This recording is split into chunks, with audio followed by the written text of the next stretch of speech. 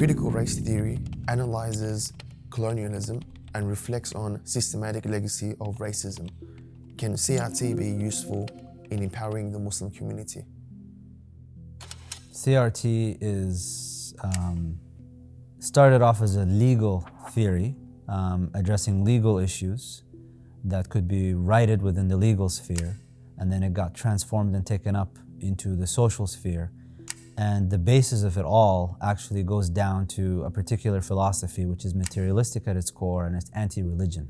And if you look at the Quran acknowledges power hierarchies, acknowledges that some people are preferred over others in terms of their dominion, in terms of their wealth, in terms of any of that stuff. And that preference is not as a favor, like, hey, you have some more power or whatever. It's all in testing them. It's a tribulation, in fact, to have these things. So the question, again, it's a theme that keeps coming up and again. What is your intention when you look at these theories? Like, what are you trying to get at the end? Are you trying to equalize everything with everyone? Is that what you want to do? Because you will never succeed at that. Are you trying to take away some wealth from some groups and give it to others because of some historic wrongs that happened? Theologically speaking, we don't actually believe in the past in that way, because Allah subhanahu wa ta'ala creates every instant at its moment, and Allah subhanahu wa ta'ala does not take into account a soul by what the other one has done. So the fact that, for example, go back to something as simple as the original sin doctrine in Christianity. Adam alayhi salam didn't ask me to eat from the tree or not. He did it. He's accountable for his actions. Now, we have an inheritance from that, which is we're here, but that's why we were created in the first place. Allah said He created us to be on the earth. And that was just a testing ground to test His free will, and He did it. He got through the test and He passed because He asked for forgiveness, and that was it. Now you go down to earth and do your thing. So when it comes to historic wrongs and all of that stuff, Allah subhanahu wa ta'ala tells in the Quran that He's not going to take the wealth of... Nobody's going to be able to take something that He's given to somebody and give it to somebody else. So the idea of that righting wrongs itself has to be examined. Not saying that they were wrong, they were not wrong, that some people were, yes, legitimately enslaved and opportunities taken, and there is systemic things that need to be resolved. I agree with all of that, but that has to be in service or underneath the umbrella of Islam. You have to look at things from a Quranic and a Sunnah perspective, not from a CRT perspective. Because if you're going to look at it with the intention, again, what's your eventual goal? What are you trying to do? Are you trying to correct systemic injustices that are in place that is preferring some people over others?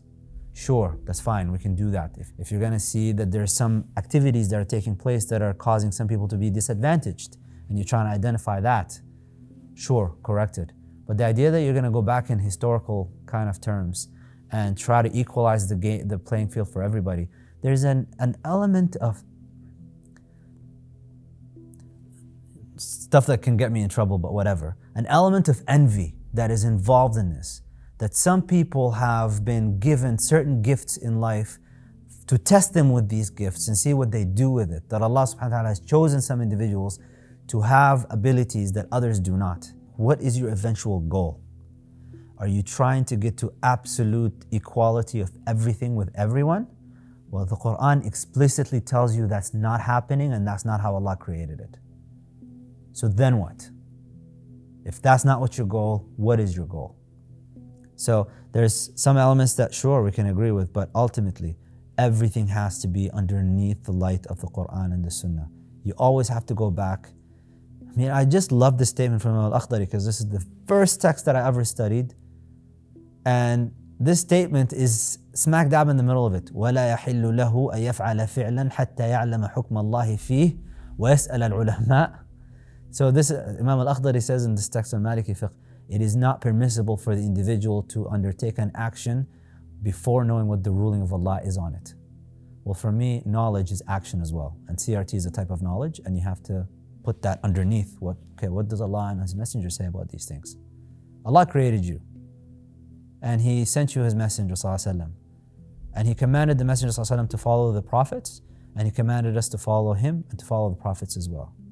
So you really have to at some point make a very clear, conscientious decision within yourself and go, okay, what matters most here?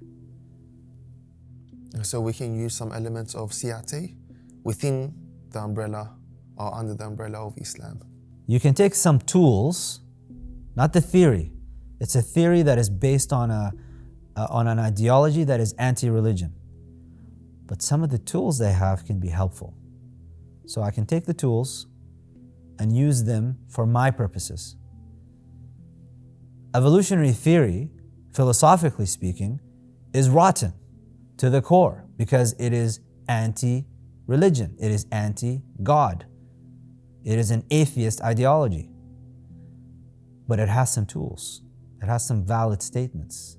It has some interesting ideas that we can take in a scientific sense and apply them and make benefit from it. So that goes with anything. Imam al-Ghazali, in his writings about the philosophers, he did not attack individuals or, he just looked at the philosophical paradigms. He said, this is a problem and will take you out of Islam in these particular issues if you actually follow it all the way through. But in these other areas, no problem. We can take that.